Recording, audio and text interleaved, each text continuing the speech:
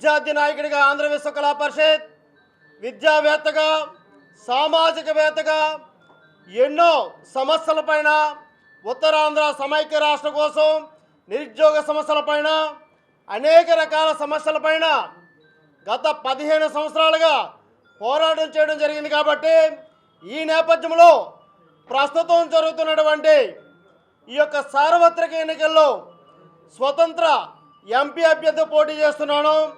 నా యొక్క గుర్తు ప్రెషర్ కుక్కర్, బ్యాలెట్ నెంబర్ 28 కాబట్టి ప్రతి ఒక్కరు కూడా నా యొక్క ప్రెషర్ కుక్కర్ పైన బ్యాలెట్ నెంబర్ 28 పైన ఓటు వేసి అఖండ అత్యధిక మెజారిటీతో గెలిపించాలని మిక్కిలి వినయపూర్వకంగా ప్రతి ఒక్కరిని విశాఖలో ఉన్నటువంటి పార్లమెంటు పరిధిలో ఉన్నటువంటి ప్రజలందరినీ కూడా కోరుతూ ఉన్నాను. విశ్వ కళా పరిషత్ వేదిక, విశాఖపట్నం వేదిక ప్రతి సమస్య మీద పోరాటం చేసినటువంటి ఒక విద్యార్థి నాయకుడిని.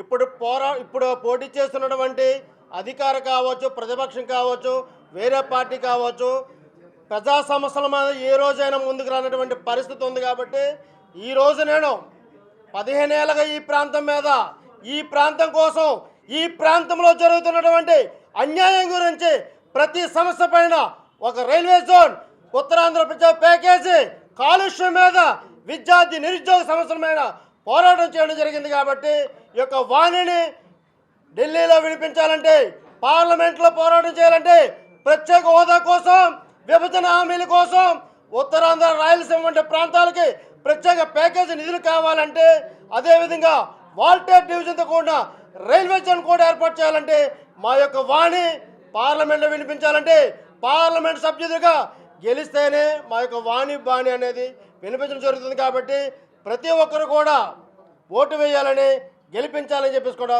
కోరుతూ ఉన్నాను.